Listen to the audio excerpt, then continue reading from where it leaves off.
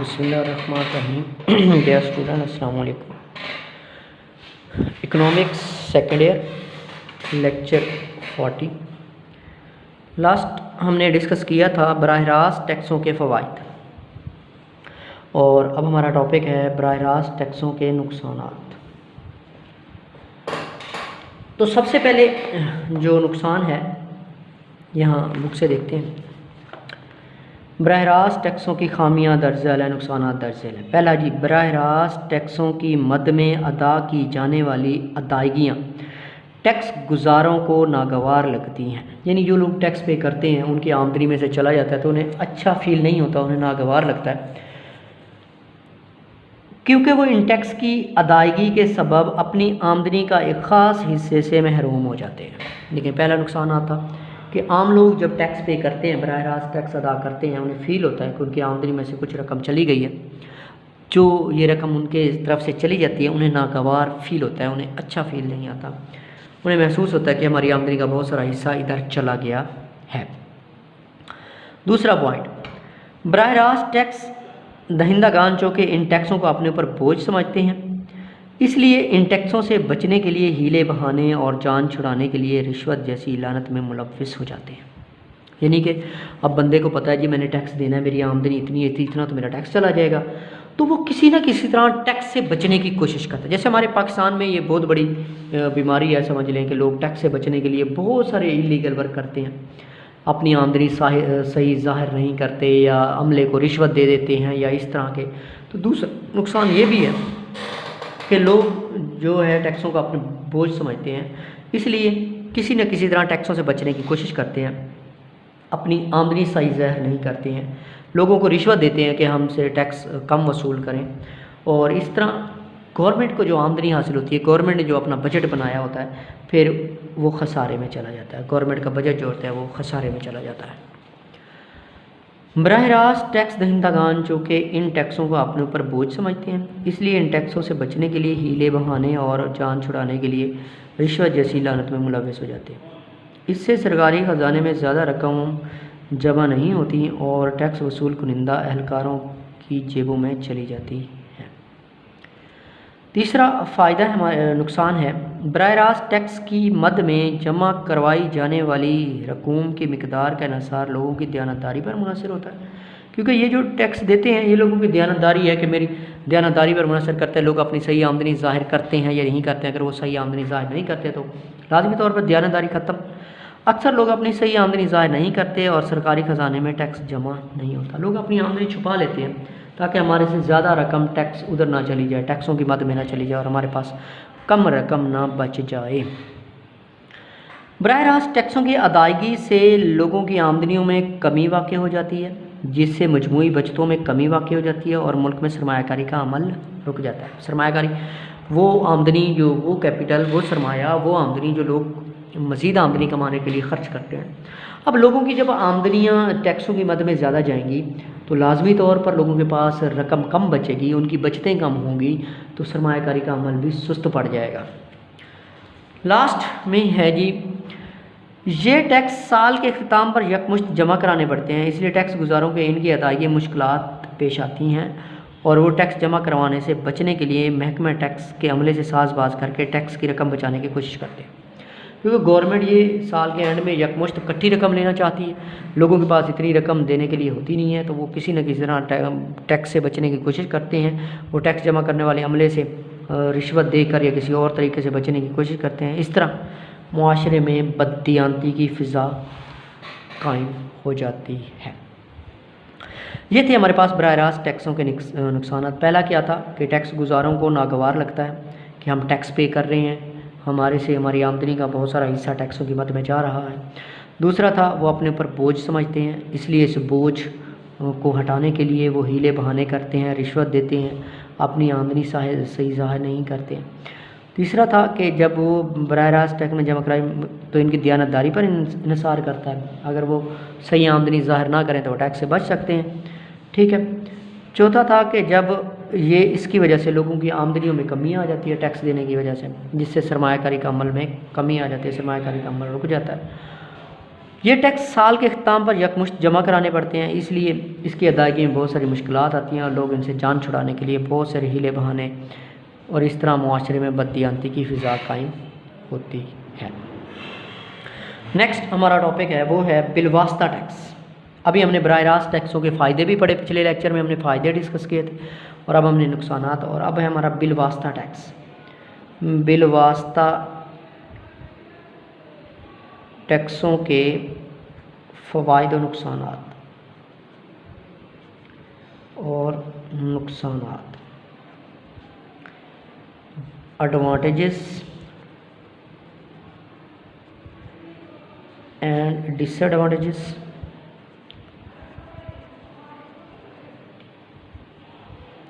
Of indirect tax.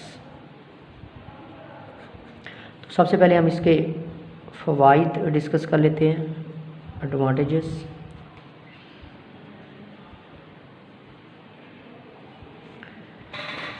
हाँ जी, सबसे पहले आपको पता होना चाहिए बिलवास्ता टैक्स क्या होता है। बिलवास्ता टैक्स ऐसा टैक्स होता है जो जिस शख्स पर आयद किया जाता है वो इसका बर्डन दूसरे शख्स पर मुंतकिल कर सकता है, अपनी जेब से पे नहीं करता।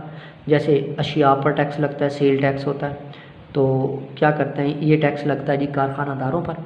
कारखानादार इस टैक्स की कीमत जो होती है, टैक्स की जो रकम होती है वो अशिया की कीमतों में शामिल कर देते हैं, तो वो टैक्स से बच जाते हैं। ये टैक्स का बर्डन दूसरे शख्स पर जो शय ख़रीदेगा उस पर मुंतकिल हो जाएगा।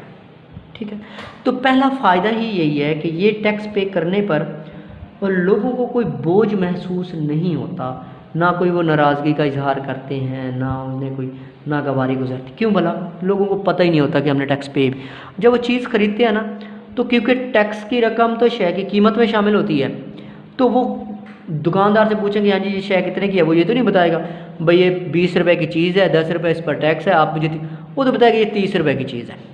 तो टैक्स की रकम उस शय की कीमत में शामिल होती है, लोगों को महसूस ही नहीं होता, वो शय ख़रीदते हैं, टैक्स की रकम भी पे हो जाती है। तो पहला फ़ायदा यही था इसका कि लोग जब अशिया ख़रीदते हैं तो साथ में टैक्स की रकम भी पे हो जाती है, लोगों को ये महसूस नहीं होता, बोझ महसूस नहीं होता। बिलवास्ता टैक्स अशिया की कीमतों में शामिल होते हैं, इसलिए टैक्स दहिंदों को इनका बोझ महसूस नहीं होता और वो किसी ख़ास नागवारी या नाराज़गी का इजहार नहीं करते हैं। ठीक। दूसरा फ़ायदा, हुकूमत को ऐसे टैक्सों से वसूली यकीनी होती है। क्यों वसूली यकीनी होती है? कि लोगों ने अशिया ख़रीदनी है, लोगों ने बुनियादी ज़रूरियात ख़रीदनी है, गाड़ियाँ ख़रीदनी है, मोटरसाइकिल ख़रीदनी है। जैसे कोई चीज़ ख़रीदी, टैक्स की रकम अदा हो गई। जैसे कोई चीज़ खरीद, तो गवर्नमेंट की आमदनी यकीनी होती है। गवर्नमेंट को पता है ये चीज़ इतनी मिकदार में बिक जाएगी और इस पर हमें इतनी टैक्स की रकम वसूल हो जाएगी। तो इसका फ़ायदा क्या हो गया? गवर्नमेंट को फ़ायदा हो गया, गवर्नमेंट की जो आमदनी है वो यकीनी हो जाती है।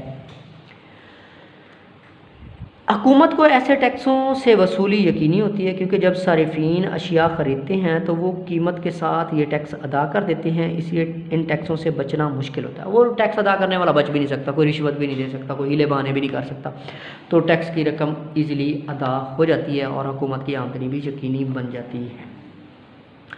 तीसरा फ़ायदा ये है, जो टैक्स अदा करने वाला शख्स होता है इसे किसी दफ्तर में नहीं जाना पड़ता, बार बार चक्कर नहीं लगाने पड़ते, किसी टैक्स लेने वाले अमले से उसका वास्ता नहीं पड़ता। क्या होता है, बल्कि वो शय ख़रीदेगा, टैक्स की रकम अदा हो गई, उसे कहीं किसी दफ्तर जाने की ज़रूरत नहीं है, कोई बार बार चक्कर लगाने की ज़रूरत नहीं है, किसी टैक्स लेने वाले अमले से उसका कोई वास्ता नहीं पड़ता। बिलवास्ता टैक्स की अदायगी के लिए टैक्स गुजारों को दफ्तरी कार्रवाइयों या महकमे के अमले से वास्ता नहीं पड़ता, इसलिए वो कई पेचीदगियों से बच जाते हैं और सरकारी ख़जाने में टैक्स की रकूम खुद ब खुद मुंतकिल होती रहती है। पहला फ़ायदा क्या था कि लोगों को बोझ महसूस नहीं होता क्योंकि ये अशिया की कीमतों में शामिल होता है, तो इजीली लोग जब अशिया ख़रीदते हैं टैक्स की रकम लोगों को कोई फील नहीं होता। दूसरा, ऐसे टैक्सों से हुकूमत की आमदनी जो होती है वो यकीनी हो जाती है, तो क्योंकि कोई भी शख्स इस टैक्स से बच नहीं सकता। जो बराह रास्त टैक्स है उससे तो वो हीले बहाने करके बच जाते हैं, रिश्वत दे के, हाँ जब भी चीज़ें ख़रीदेंगे उन्हें टैक्स पे करना पड़ेगा। तो तीसरा था कि उनको टैक्स देने वाले लोगों को ये फ़ायदा है कि उनका किसी दफ्तर में जाने की ज़रूरत नहीं है टैक्स पे करने के लिए, किसी महकमे के अमले से उनका वास्ता नहीं पड़ता, कोई पेचीदगियों से बच जाते हैं और सरकारी ख़जाने में रकम खुद ब खुद मुंतकिल हो जाती है।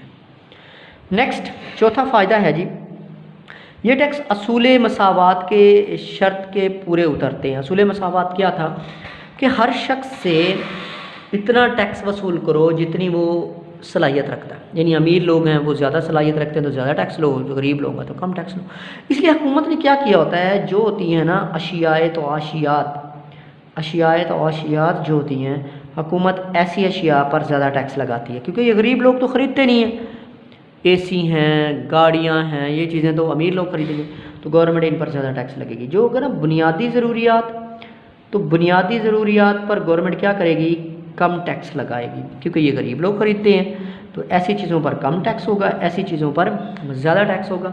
तो इस तरह ये टैक्स क्या करेगा, असूल मसावात के तकाज़ों को पूरा करेगा कि अमीर लोग ज़्यादा टैक्स पे कर रहे होंगे और गरीब लोग कम टैक्स पे कर रहे होंगे। ये टैक्स असूल मसावात की शर्त पर पूरे उतरते हैं, क्योंकि हुकूमत अशिया सारिफीन पर कम शरह से टैक्स आयद करती है। मैंने अभी बताया बुनियादी ज़रूरियात, अशिया सारिफीन, इन पर कम शरह से टैक्स लगाएगी, और जबकि अशियात आशियात पर भारी शरह से टैक्स आयद करेगी। पीछे आप लोगों ने अशियात आशियात बुनियादी ज़रूरियात के बारे में पढ़ा था। अशियात आशियात में जी जैसे गाड़ियाँ हैं, एसी हैं, अच्छे घर हैं, आलीशान घर हैं, ये अमीर लोग ख़रीदेंगे, इन पर गवर्नमेंट ज़्यादा टैक्स लगाएगी, और जो गरीब लोग ख़रीदने वाले होते हैं उन पर गवर्नमेंट कम टैक्स लगाती है। इस तरह असूल मसावात के तकाज़े पूरे हो जाते हैं कि अमीर लोग ज़्यादा टैक्स पे कर रहे हैं और गरीब लोग कम टैक्स पे कर रहे हैं।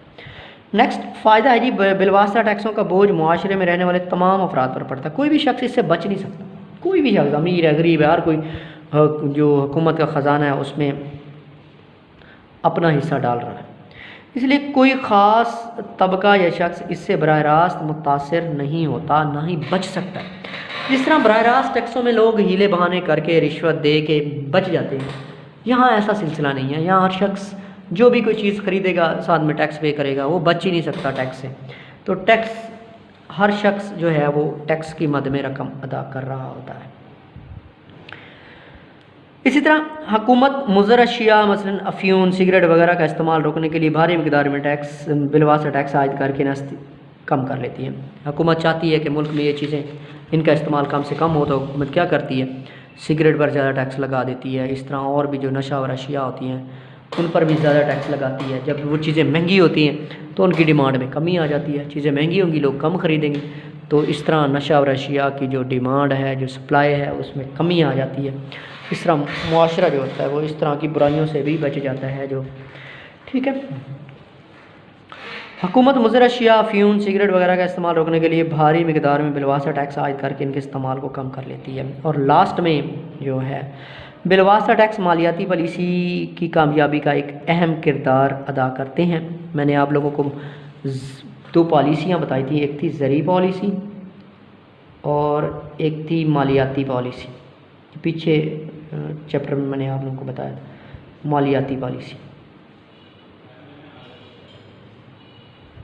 ये था मॉनेटरी पॉलिसी, और ये था जी फिस्कल पॉलिसी।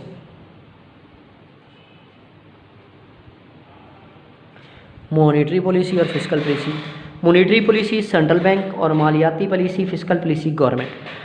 अफराते ज़र और तफरीते ज़र को कंट्रोल करने के लिए मरकज़ी बैंक जो पॉलिसी बनाता है उसे हम ज़री पॉलिसी कहते हैं, जिसमें मैंने आप लोगों को बताया था दो तरीके होते हैं, मिकदारी तरीके, वसवी तरीके, ठीक है, खुले बाज़ार का अमल, शरह बैंक की पॉलिसी, और इस तरह के जो पॉइंट्स थे वो ज़री पॉलिसी के पॉइंट्स। सेंट्रल बैंक, किसी मुल्क का सेंट्रल बैंक अफराते ज़र तफरीते ज़र को कंट्रोल करने के लिए जो पॉलिसी बनाता है उसे, और हुकूमत अफराते ज़र और तफरीते ज़र को अशिया की कीमतों को कंट्रोल करने के लिए जो पॉलिसी बनाती है उसे कहते हैं मालियाती पॉलिसी।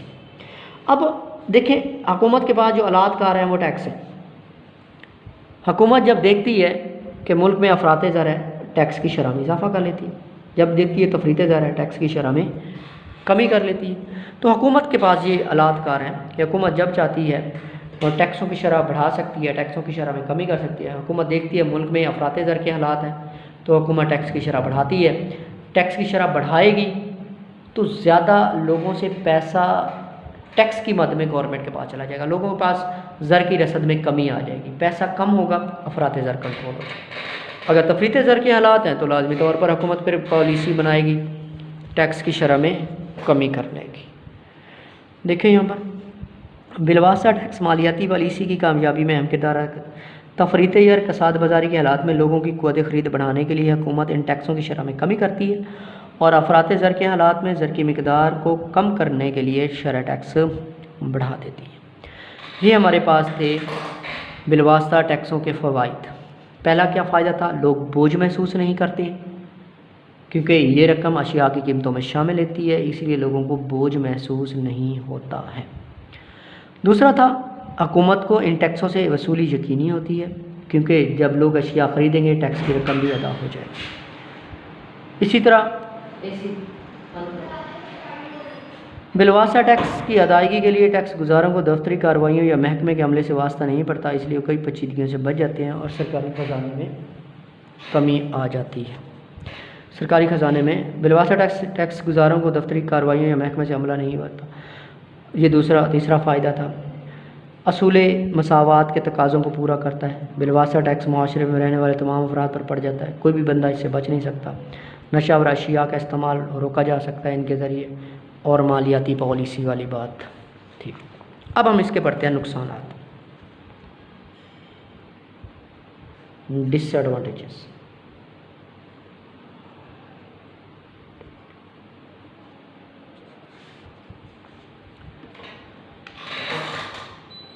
डिसएडवांटेजेस बिलवासा टैक्सों के नुकसानात। पहला नुकसान, चूँकि ये टैक्स तमाम अशिया पर एक ही शरह से लगाए जाते हैं, इसलिए ज़रूरत की सरफ़ी अशिया ज़्यादातर मुल्क के गरीब अवाम ख़रीदते हैं, इसलिए इन टैक्सों का ज़्यादा बोझ भी इन्हीं पर पड़ता है और अवाम इस नाइंसाफ़ी के ख़िलाफ़ आवाज़ उठाते हैं जो बाद में अमन व अमान बरकरार रखने में मुश्किलात का। वो ये कहना चाहता है कि देखिए आप अशिया पर जो टैक्स लगाते हैं और अमीर और गरीब एक जैसा टैक्स पे कर रहे होते हैं, फिर गरीबों पर तो ज़्यादती हो गई। अब एक चीज़ है जी, आटा ख़रीद रहे हैं, अमीर भी ख़रीद रहा है गरीब भी ख़रीद रहा है, आटे पर टैक्स पे कर रहे हैं, अमीर भी उतना पे कर रहा है गरीब भी उतना पे कर रहा है। तो आप ये जो अशियाए सारिफीन हैं इन पर टैक्स जो लगा रहे हैं ये तो फिर असूल मसावात के मुताबिक ना हुआ, तो यहाँ यही एक इसका नुकसान है। गरीब लोगों पर फिर बर्डन ज़्यादा पड़ रहा है इसका।